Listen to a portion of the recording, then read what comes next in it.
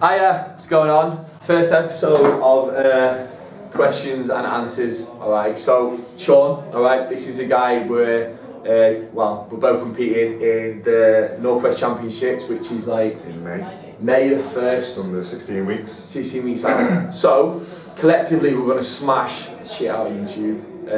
And we've put together some questions. Obviously we're both working in the gym. But we've put together some questions that we get asked like, how many times? Every day of our lives in the gym we get asked these, alright? So what our thought process is behind this, we'll post one video, question and answers, right?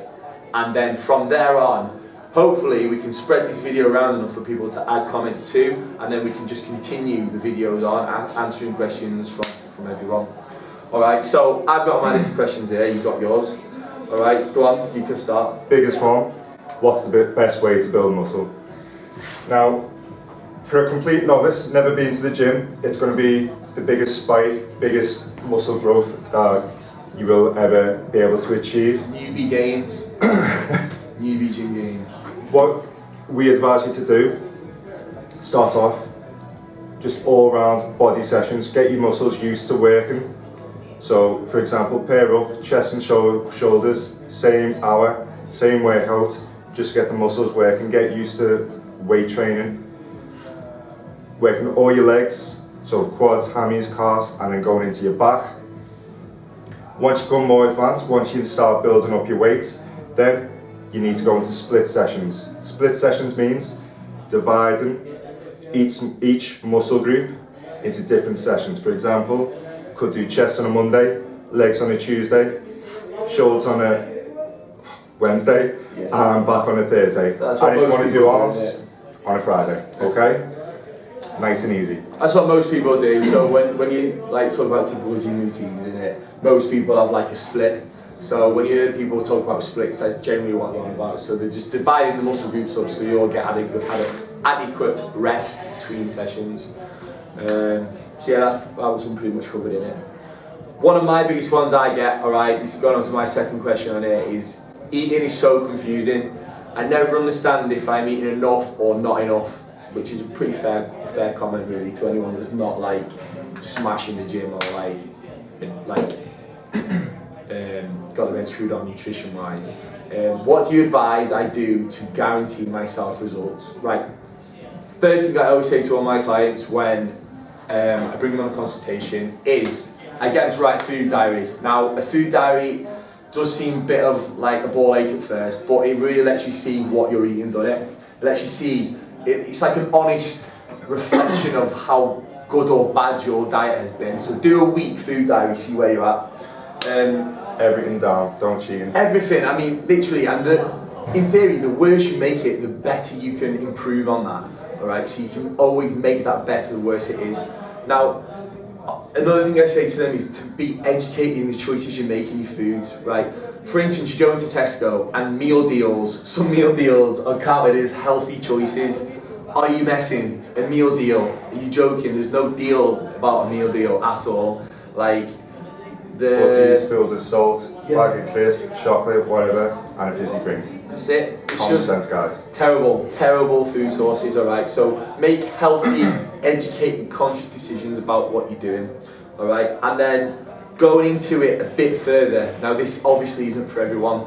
Now this is for the more advanced gym goer, one that's, already got results or where they want to be, but they want to take it to the next step. It's a training day in, day out, every week. That's it. And what they're going to do now, alright, the best way to sort of look a bit deeper into the nutrition side is to find your caloric numbers. Right now, this is basically macro tracking. There's a good app called MyFitnessPal you can do this on to get the basics, but the simple understandings of it, and there's another video on my YouTube you can link onto this. The basic understandings is that you are given a number given from your stats, height, weight, age, etc., activity level. And they are the amount of calories you need a day to stay as you are, okay? Now, going on a surplus or a negative, a cut, okay, so taking off, a deficit is the word I was looking for, alright? We basically either go 200 calories either side, so it does sound a lot more technical, but it's the most accurate way of tracking exactly what you need, and it's a foolproof system of doing it, and I use it. Shaun doesn't, but Shaun prefers another way, but I prefer looking on my iPad, seeing what my fitness pal and seeing how many calories, proteins, carbs, fats I have left for the day. It allows me to really keep on track with my diet when my head's not really there because I'm like dying on my cardio and stuff. Do you know what I mean? No carbs. So I think that's that question covered. But in a simple answer, guys, just common sense. just be High veg, up your fats, up your proteins, and take down your carbs. Guarantee there'll be a starting result in losing weight. yeah, sick, cool, right, go on. Leading on to that, how can I lose weight? One of the biggest questions again that we get asked, as we've just gone through, diet is a big part of it. You need to be at a deficit, taking in less calories than what you're burning off, okay? So the more you burn off, the more fat that you're going to burn off as well. Starting off, obviously, if you're a newbie, you need to get yourself in the gym. Doesn't really matter what you're doing.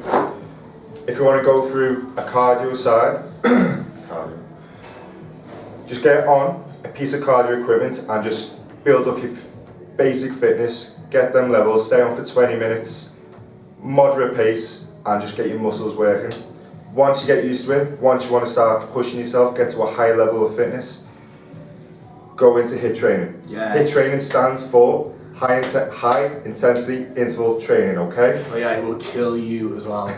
So it doesn't even have to be on a cardio equipment. It could be a number of bodyweight exercises, for example, going from press-ups, squats, into sit-ups and lunges, 20 seconds each, minimal rest, 20 to 40 seconds rest. After you completed each exercise, go 5-6 rounds of that, get your metabolism boosting, and once your metabolism is going, it'll fire off for 24 hours. So if it's firing off at a high standard for 24 hours, then that's when you're going to start making that calorie deficit and start losing weight, burning fat, okay? But important thing is, when you get home, make sure you're getting your proteins in, okay? Do not think, oh, I've been to the gym, I get to have a treat and start eating all your cupboards out. All you okay? girls do that, you know you do that. I've been in the gym, oh it's fine, I have a few roses, it's fine. Don't do it, not cool. But yeah, it's been proven, hasn't it, that it's the most, like, it's been scientifically proven that it increases your metabolic rate and metabolism after, for like 24 hours after training. Definitely. So it's a good way to continue to burn them calories after you've been in the gym. Any more on that, or do you reckon that's it? Next question. Yeah, that's it. I think that's pretty much covered. I love smashing the stairs. I love doing my interval training on the Stairmasters. I think that's the best for me, personally. That's how I've done my last 2 preps, all on stairs. I didn't do anything else but stairs. But we're going to be a bit more open this time, aren't we? We're going to start doing some like big HIIT trainings on treadmills, everything. Doesn't even have to be a long time, 20 to half hour. Smash it. Intensity. Minimal rest. Intensity is key. And then you've hit it. That's it. Right, next question. I'm a newbie in the gym. Do I cut or do I bulk? Heavy question, and a good one as well, I think. Right. It all depends on the person. It does. Right, now, for instance, if you're going to come into the gym, right, assess yourself. Now, if you're coming in the gym, you've got to be honest with yourself here. If you're overweight already, personally, all my clients, I cut them down first. Number one, because cutting is a lot faster than building muscle, alright? So when you want to sort of keep someone motivated, they want results now, alright? So to bring them on a cut, they're going to get to, they're going to start seeing a better physique all around faster than they are bulking and then looking quite fat and flumpy when they're already fat and flumpy. Does that make sense? Is that what I'm trying to say? Yeah? So with me, what I always do first, I'd advise cutting first, then you sort of strip down into your your frame, aren't you? You're going to see what potential you've actually got to actually put some size on for a bulk. Right, so with me, I'd always cut first. What do you reckon on that? I'd agree with that. Once you've found your base, then you can start to see where you need to improve upon. For example, if you bring in an overweight or obese person, for example, it's hard to see where they're lacking in strength or stamina or whatever type of fitness they want to go for. Okay, for example, they could be weak on the back, but you can't actually see because the fat will be covering the muscle. Exactly, that's true. That's it. And just once you're there as well, once you've got that baseline, you can start working the whole package. Don't be that guy in the gym that comes in a big fat jumper and thinks he's massive, but as soon as he takes his top off, he's just a fatty that drinks Tetleys in the pub. Don't be that guy, alright? Anyone can do that. Me and you just go and put a jumper on right now, go and eat 12 Mackies, go to the chippy, do whatever else. Be big lads in jumpers, but as soon as you take your tops off, you're just a big watery ball mess. Right, and that's no one wants to be a big blubbery mess. Right, next question. Next question. How long should I be in the gym for? Okay, that's a question that we get asked all the time. Loads of members just come up to us because they're not really sure. They're not sure how much they should be working. Now, for newbies that come into the gym, I'd say if you're going to go into weight training, hour and a half at the very max. Reason being, you should be only having about a minute to a minute half rest. Okay, if you're not having any longer, then it's really pointless. Because your muscles are not getting that pump, okay? Keep it so intense. Working at that intensity. Yeah, that's it. Short, intense. You don't need to be, on your phone between sets. It's all literally, it's on the person you are. If you come in and you're distracted with phones and stuff, an hour session can happily easily go to like 2 hours, can't it?